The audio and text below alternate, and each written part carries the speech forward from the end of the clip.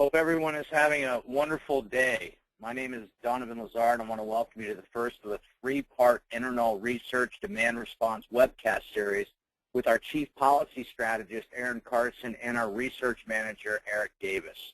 Eric has over a decade of experience analyzing regulatory and legislative policies for industry, nonprofits, and the federal government.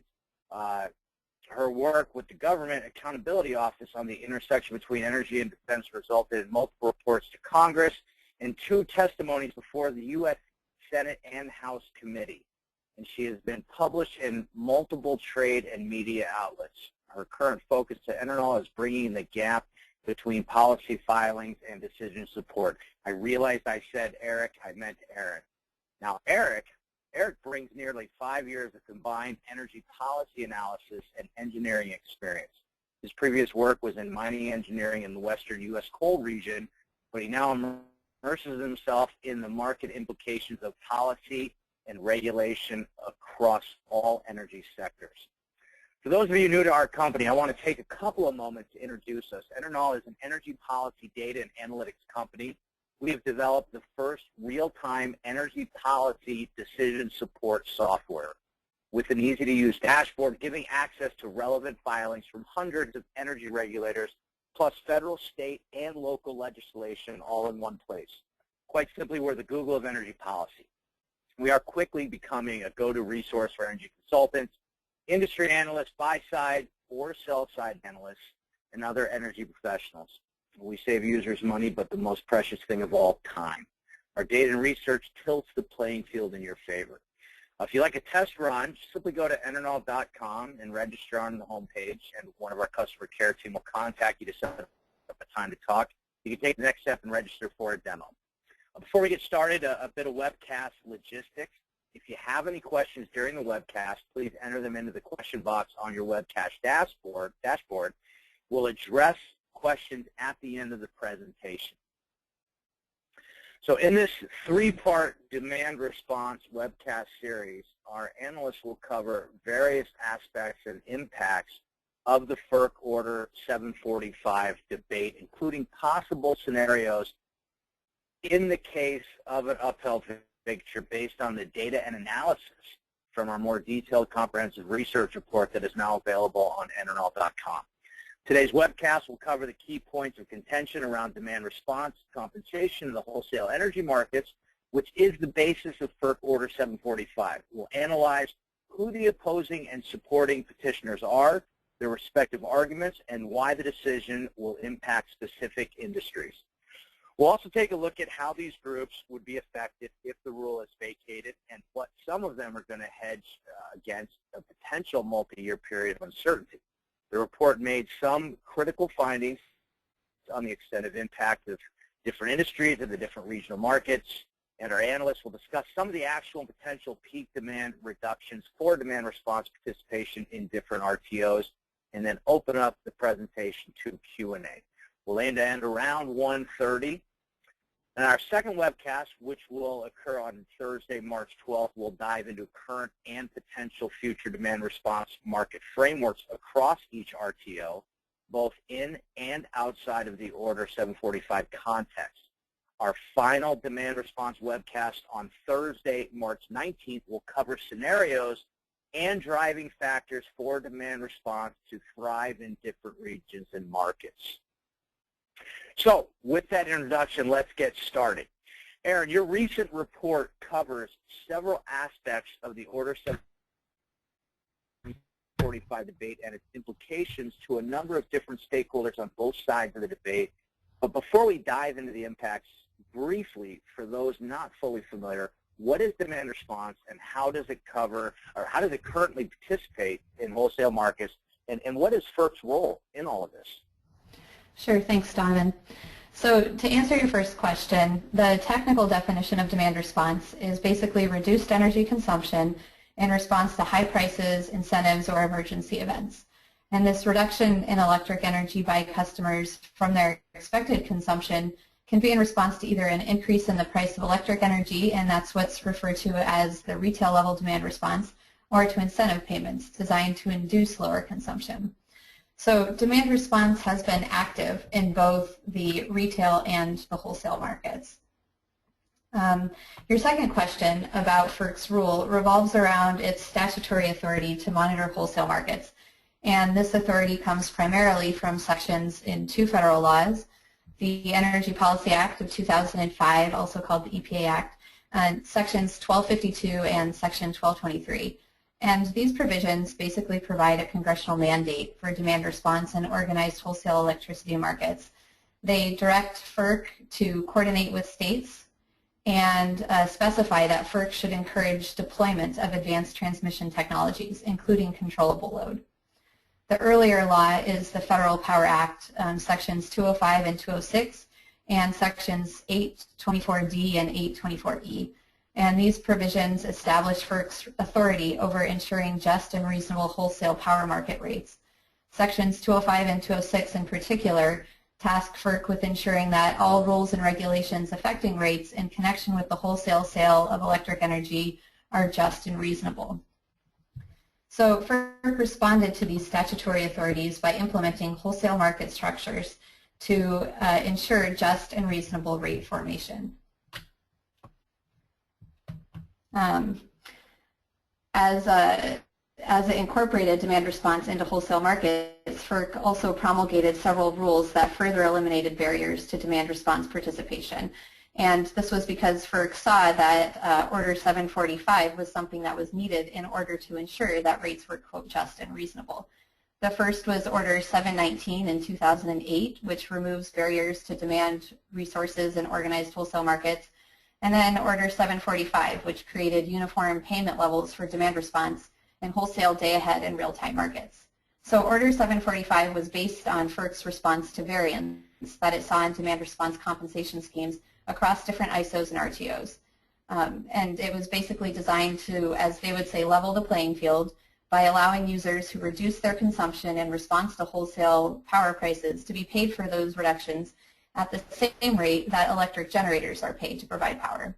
And that compensation price is known as the locational marginal price, or LMP. And this is the structure that is now being debated.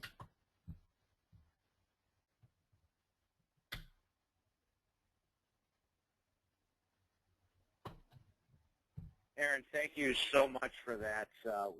What is the argument and legal basis for FERC's Order 745 debate anyway? Well, since demand response is broadly an end-use customer agreement to curtail load, some have argued that it's ultimately a retail product. Demand response is reduced consumption in response to high prices, but it does not ultimately involve a sale in the wholesale market. Instead, resources participate in the market by declining to act. FERC does not have jurisdiction over retail rates, and that's up to the states. So that's the crux of the argument, and this was the basis for the Electric Power Supply Association's case against FERC that concluded in the vacated order on May 23rd of last year, that the DC Circuit Court deemed that demand response was a retail market product and therefore under state jurisdiction, and invalidated FERC's jurisdiction over demand response compensation in wholesale energy markets. And then there's a second argument from generators, and that is that the LMP is neither a just nor reasonable rate compensation scheme for demand response resources. So you mentioned the Power Supply Group is the main challenger to Order 745. Who are the related challengers and their main arguments? Right. So the lawsuit was filed by the Electric Power Supply Association, or EPSA, and co-signatories to the filing were the American Public Power Association, the National Rural Electric Cooperative Association, and Edison Electric Institute. And the primary arguments made by the petitioners and the DC District Court in their majority decision really boil down to a couple of points. First, that the Commission, they said, had no authority to draw retail customers into the wholesale markets by paying them not to make retail purchases. Demand response, they said, is a retail transaction subject to oversight by state utility commissions. They stated in the DC District Court filing that, quote, a buyer is a buyer, but a reduction in consumption cannot be a wholesale sale. They also said that FERC can regulate practices affecting the wholesale market under sections 205 and 206 of the EPA Act, but only provided that the Commission isn't directly regulating a matter that's subject to state control, such as the retail market. And they went further and said that if this is taken to its logical conclusion, that without boundaries, the interpretation of these statutes could ostensibly authorize FERC to regulate any number of areas, including steel, fuel, and labor markets. So the primary impact to generators is that these steel on the ground operations are really in direct competition with demand response resources in meeting system load in times of high demand. Large-scale growth of demand response in organized electricity markets can threaten generators' revenue by replacing peaker plants, for one, that are built solely to meet peak system demand, and for generation-owning companies that rely on increasing consumer electricity demand for their continued revenue growth, then demand response and other substitutes like it, like distributed generation, pose a direct threat. And so in one industry example of this, last year, there was a Senate Energy and Natural Resources hearing during which the CEO of American Electric Power testified that the structure of the markets was failing to attract a mix of new generating resources.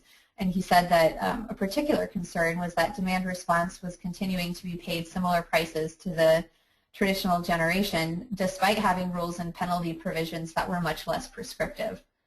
So his view and the generator's view is that the market is not sending signals to inspire investment, and that's putting reliability at risk when you look at it in conjunction with a high number of baseload unit retirements and no new replacements or investments to replace those retirements in the near term. So just to wrap up the answer to that question, the core argument being made by generators is that the LMP method is actually not just and reasonable.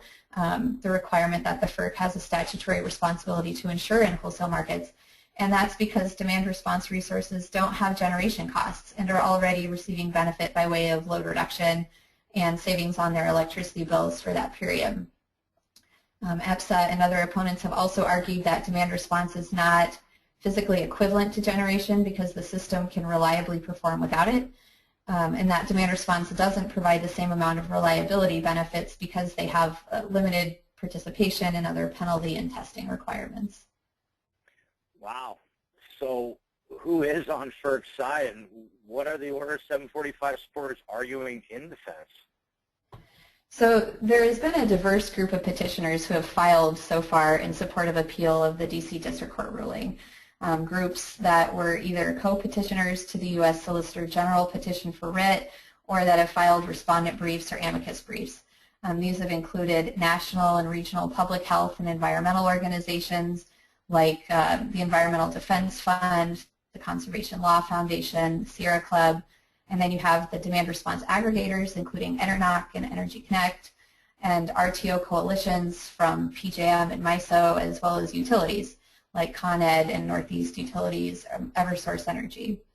So what we did is we looked at all of the amicus briefs and respondent briefs together with the Solicitor General petition for writ that was filed on behalf of FERC, and we drew out the common arguments from these groups, and it really boils down to about 4 or 5. The primary argument is that when retail consumers voluntarily participate in the wholesale market, they do fall within FERC's exclusive jurisdiction to make rules for that market. Petitioners say that critically important environmental and economic benefits are distinct to demand response participation in the FERC-regulated wholesale energy markets, and this is essentially referring to the pollution reduction from peaker plants and older generation sources, as well as some of the cost reductions in wholesale prices because of the reduced load. Another point is that the DC Circuit's decision could actually result in the opposite of the states' rights argument that it's making, that the decision actually deprives states of policy discretion to pursue their preferred energy programs. Under Order 745, on the other hand, the state regulators would be able to decide whether to allow entities within their jurisdiction to participate or not in wholesale energy markets. And again, the DC Circuit Court's ruling would make that decision for the states by removing the option. A fourth commonality was that the DC District Court was unfounded in its concern that the rule could permit FERC to regulate other retail markets like fuel and steel because demand response providers are actual and integral participants in the wholesale markets themselves, and the effect on their participation on the wholesale rate is actually more immediate than other retail consumption or generation inputs would be.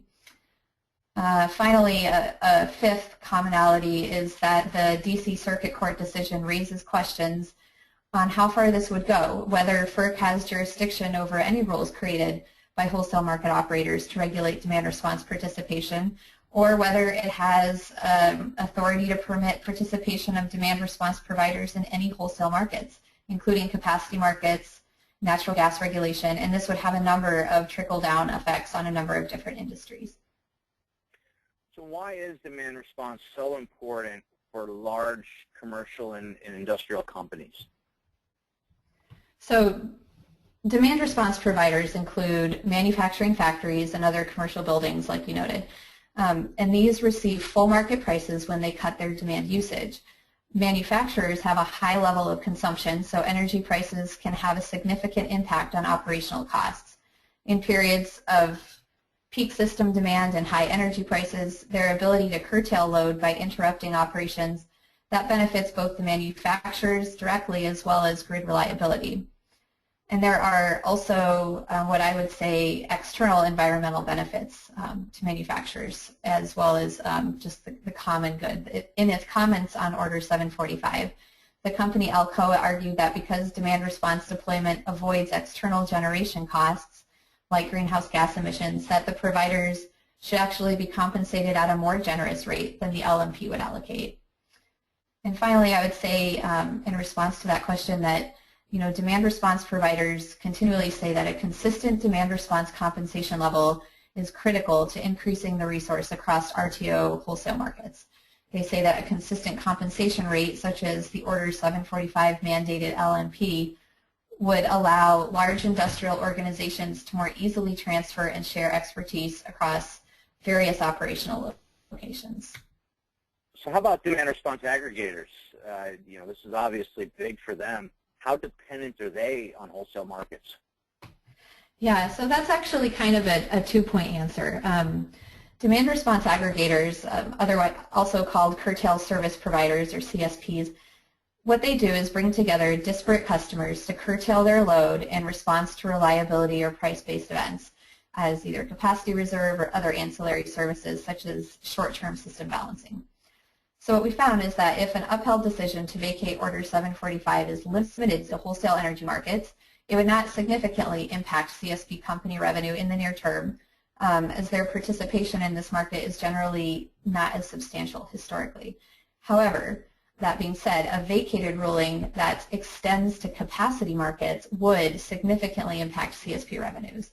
And then one example, an obvious example, is with EnerKnol, a leading CSP, and they derived 45% of their 2013 revenues from the capacity market. And despite EnerKnol's somewhat limited direct wholesale market participation, they have filed petitions for cert and have stated that without Order 745, wholesale energy markets will not function effectively. They said competition will be constrained, prices will be higher, and the important public health benefits from reducing reliance on dirty and inefficient generators would be lost. Well, thanks, Aaron. I understand the CSPs also play a significant role in state retail markets. What will the state's role be if Order 745 vacature is upheld? So if the order is vacated, states may take an increased role in demand response regulation. We looked at a number of state PUCs that already govern the utility retail program designs, and what looks likely is if demand response is pushed out of the organized wholesale electricity markets, we will see an increase in retail programs. This would likely be even more evident if a decision also negatively impacts capacity market production participation. So still, it's important to note, though, that despite this primary role in retail market regulation, a number of states do generally support Order 745 and have petitioned for an appeal of the vacated rule. For example, the California PUC and Maryland PSC both stated in a July 2014 petition that demand response is an integral wholesale service used to balance supply and demand, and that Order 745 does not impair states' jurisdiction over retail rates. PUCs from California, Maryland, and Pennsylvania were all signatories to respondent briefs petitioning for appeal of the vacated rule. But it's still important to note that there is divergence in the current level of participation in wholesale and retail markets for different states, and that would then have an associated impact. So well, that brings us to some of the other findings in the recent EnerKnol report. So the report goes into great depth on the difference between Order 745 impacts across RTO regions. Aaron, explain to me the methodology you use in the report to come to some of these findings. Sure, I can give a broad overview. Basically, we analyze data from ISOs and RTOs on demand response market structures and historical versus current participation across each market segment within those structures. And then using this information, we compared data with data from non-participating states and less wholesale energy market participating regions like MISO. We also looked at historical data from FERC on reported potential peak load reduction from demand response programs with both behind-the-meter generation and in wholesale markets. Broadly, what we found is that many figures citing demand response contribution to peak reduction don't differentiate between resource contribution behind the meter or in the wholesale market. So we then looked in greater depth at the proportional breakdown in different RTOs. Well, thanks, Aaron. Now let's talk a little bit about the regional transmission organizations who operate the market in question. Eric, can you elaborate on how RTOs are responding? Sure. Thanks, Donovan. Much like the potential impacts of a vacated Order 745, the RTOs have varyingly responded to the order uncertainty. For RTOs lagging behind a bit in Order 745 compliance, such as Southwest Power Pool, the uncertainty has caused an interruption in demand response wholesale market integration and their full Order 745 compliance. For other more established wholesale demand response markets, such as PJM, the status quo has continued as the order is still under stay. However, they and other RTOs are crafting backstop policies in a potential post-Order 745 world, especially if a ruling extends to capacity markets. We'll get into the details and the nuances of some of these RTO frameworks in our next webcast, and we also obviously dive into them in our report. Great. As a reminder to our listeners, you can go to the research section of EnerKnol.com to purchase a full report. Let's stick with the RTOs. How has demand response registration grown across the various U.S. organized electricity markets? Sure. In our analysis, we dug into RTO and FERC data, as Aaron mentioned, and found significant increases in demand response enrollments on a cumulative basis since 2008. However, this growth is not consistent across RTOs and has actually declined in some regions.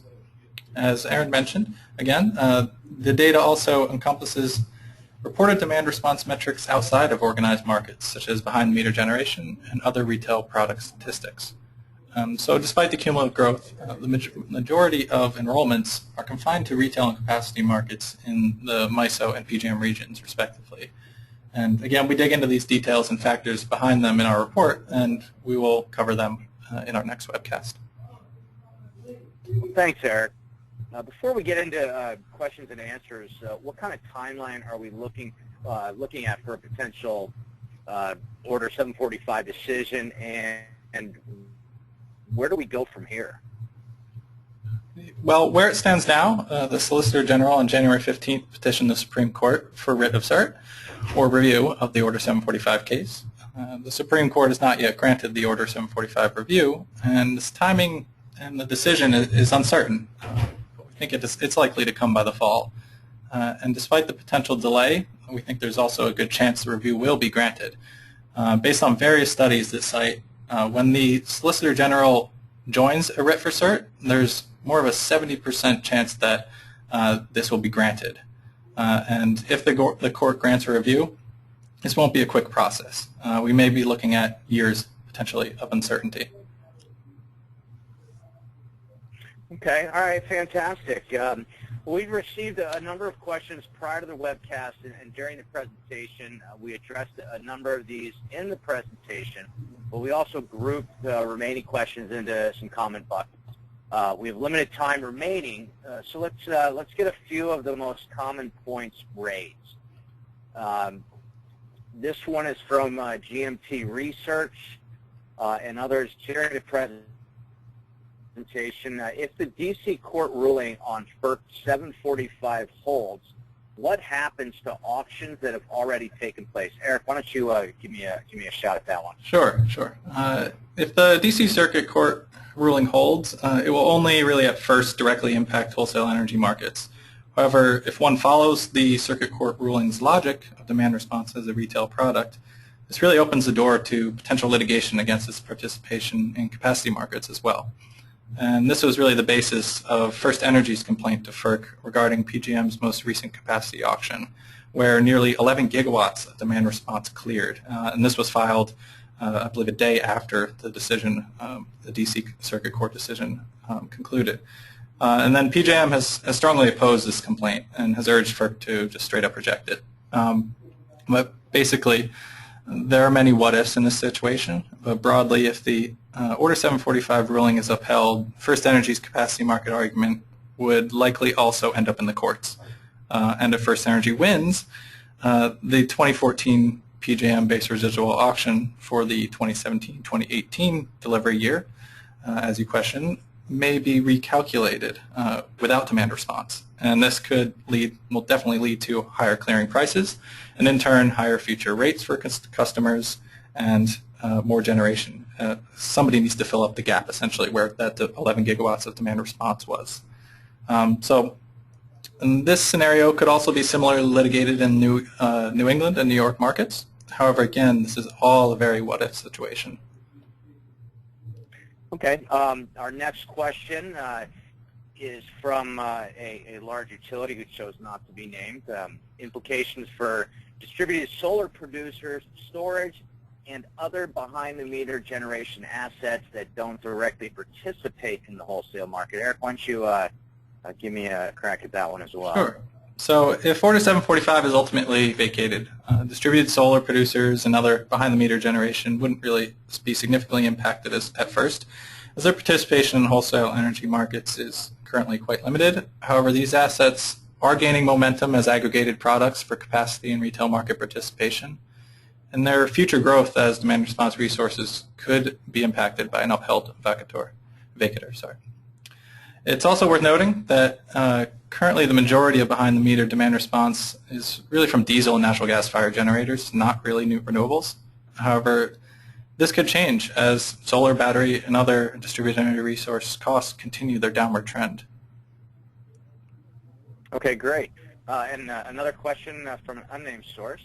What will the interim impacts if the Supreme Court decision takes years to finalize?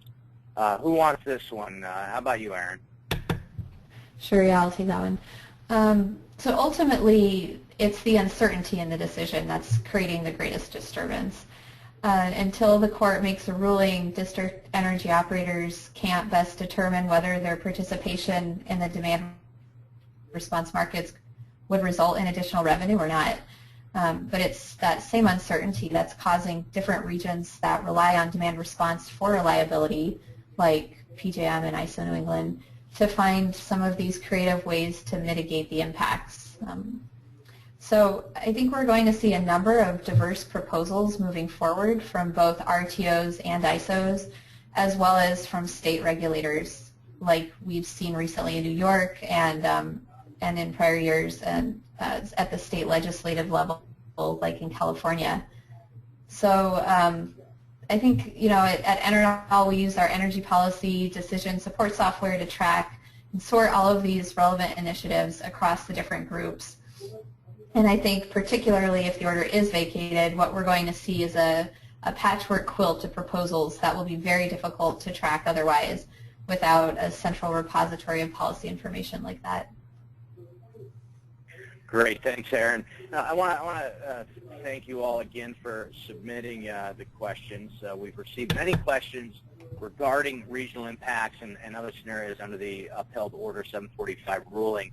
We will discuss some of these topics in our upcoming webcast, or you can go to EnerKnol.com right now and purchase the report titled Demand Response to Grow Under Alternate Scenarios, regardless of FERC Order 745 outcome.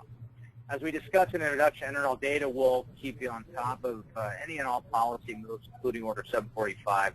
Don't pass up an opportunity to test drive the platform while you can. Go to EnerKnol.com, register for a demo today. And for more information about any of our research services, the data product, please visit our website at EnerKnol.com or call us directly at 212-537-4797. I want to thank everybody for spending your time with us, and have a great day and a wonderful afternoon. And if you are on the East Coast, stay warm and out of the snow.